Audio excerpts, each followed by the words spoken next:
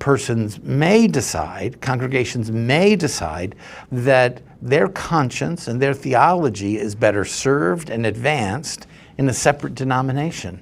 Welcome to FaithCast, a Faith in the Forest ministry. Be sure to hit that notification bell to stay up to date on great new content. Now, here is your host, Pastor Keith. Hey everybody, welcome to FaithCast, where we share the truth and love without pushing religion.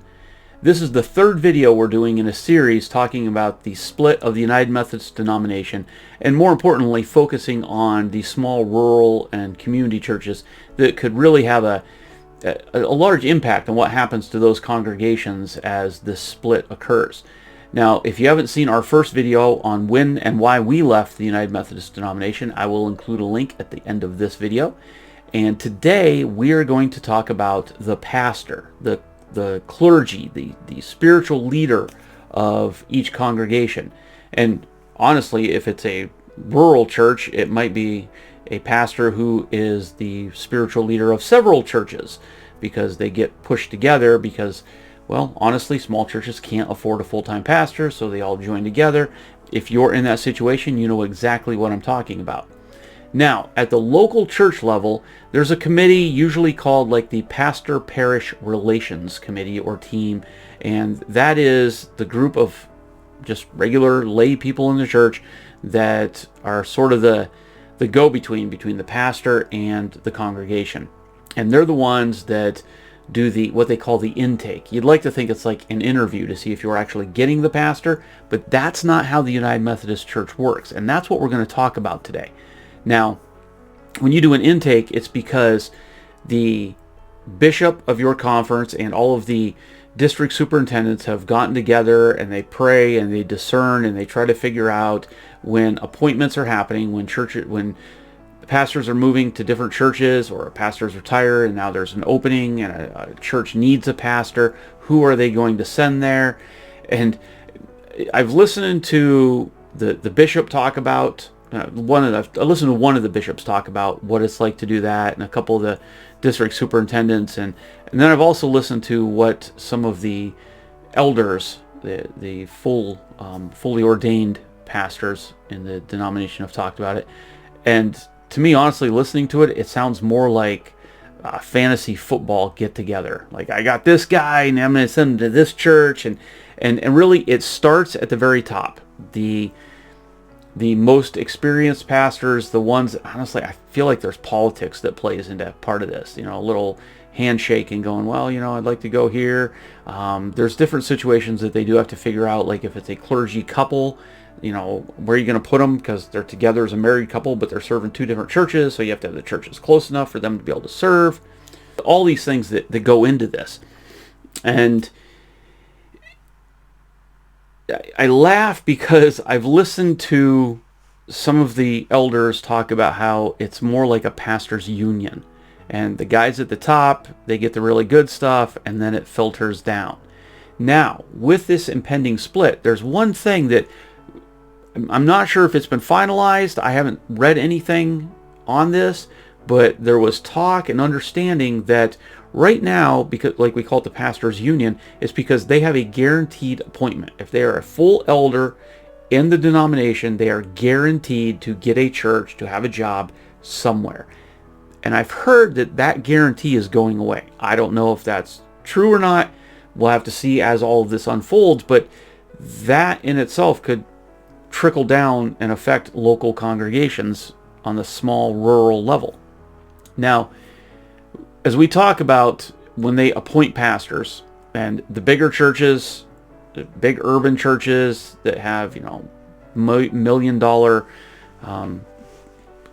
buildings and a couple hundred or 1,000 people going to the church, right? Those are the churches that are going to make sure that they get the pastor first, and then it goes down to the smaller churches and the smaller churches, and then you get down to the local little rural churches, and that's usually where the licensed local pastors fit in.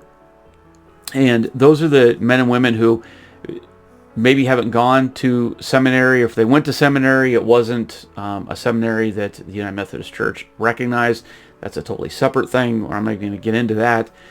But they don't have like the job experience or the education to be having those big churches. So they get these little rural churches because there's not enough pastors who have gone to seminary that can fit into these littler churches, and that these littler churches can afford the salary and the pension requirements of these, this pastors' union. So that's where things are sort of at. In fact, I listened to a district superintendent once talk about her story of when she was coming in, and it was a little rural church that they were sort of in her words, they were sort of a grumpy little church, but she loved them. And she came in and said, look, you're the bottom of the barrel, I'm the bottom of the barrel, we're stuck with each other, let's just move forward. And that's how, honestly, the rural churches are looked at a lot of times. You're the bottom of the barrel. You're the ones that are going to get the uneducated pastors, the ones who don't have the experience, the ones who don't have the insights on the dynamics of the workings of a congregation. And then they're supposed to go to like a course of study and learn this. But they have like 10 years to go through the course of study to learn everything that they have to be doing as they're on the job doing it. And they're sort of left on their own out there in the country. I'm sure that you know what I'm talking about. And sometimes that's just not a good fit. So what's going to happen when the split happens? Because, and I'm probably going to say this in every video, but this is going to be sort of important. Pastors get to decide where they're going to align with either the liberal or the conservative side of things. And annual conferences are going to get to decide where they align with the liberal or the conservative side of things. Local churches, you, the congregation, will get to decide where you align. So what happens if you are a conservative church but you have a liberal pastor? You're no longer bound, and there's this idea that there's going to be all of these new denominations, and we talked about this in the previous video. If you haven't caught that, I'll put that in a link in the description, or at the end I'll put a link at the end of the video here, when we talked about the money of all of this and what happens to your apportionment.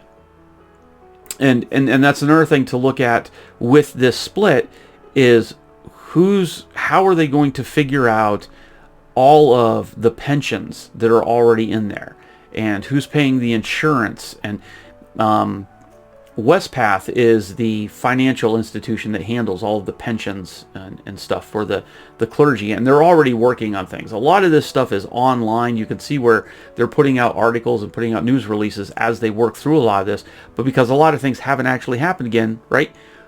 We don't know what the final verdict is going to be on where this split is going to be.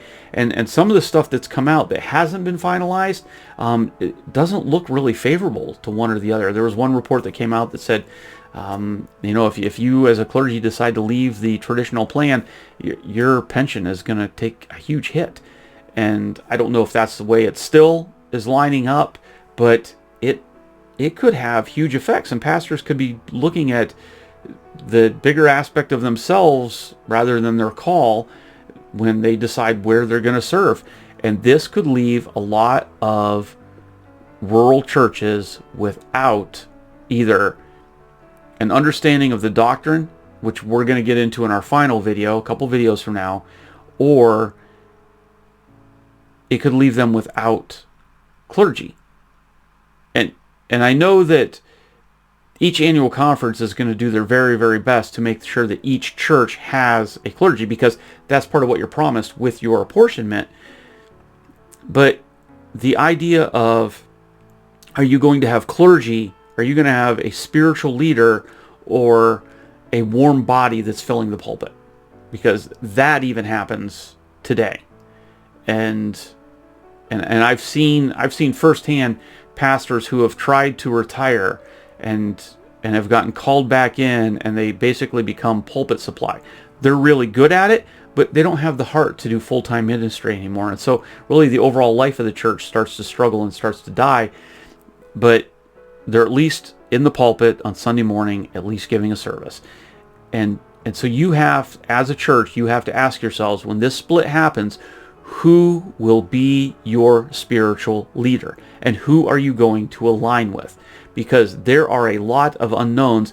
And I really think, as I've been reading through a lot of this literature and a lot of stuff that's going on, the stuff that's at least being reported online so far, is that there seems to be this underlying idea that the small churches who are really disconnected from their annual conferences aren't really going to get involved in this big split. Whichever way their annual conference goes, that's just the way they're going to go. They're just going to keep living their life, and a strong stance on the doctrine isn't going to be important to them as long as everybody just leaves them alone.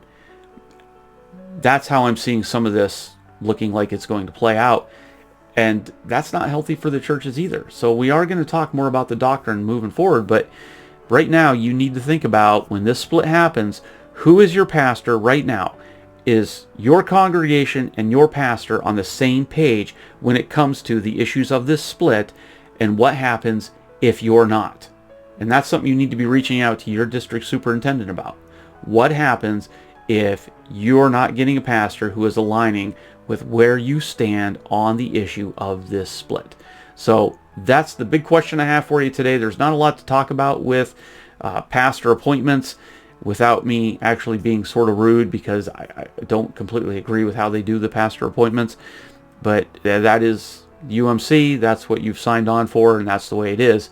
So think about your pastor, think about your apportionments, and in the next video, we're going to talk about the building, the church building, because that's the really big one, everything being held in trust. So join me next week here for the next video. Leave a comment, hit the like button, subscribe to the channel if you want to see what we're going on with all of this. And other than that, all right, take care. God bless.